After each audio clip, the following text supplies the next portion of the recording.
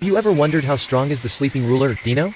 We first seen Dino as a sleepy head and always slacking. You might think he's weak, but he's one of the most powerful swordsmen in Tensura.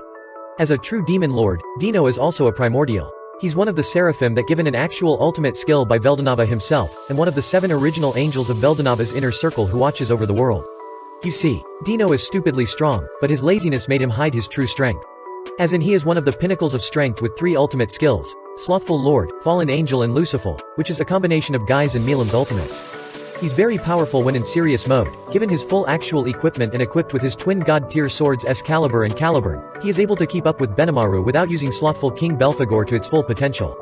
If you don't know, Dino never shows his wings like any other seraphim, but he's a beast. He's not Veldanava's closest subordinate for nothing. Now, a question for you guys. What's the name of Dino's ultimate skill given by Veldanava?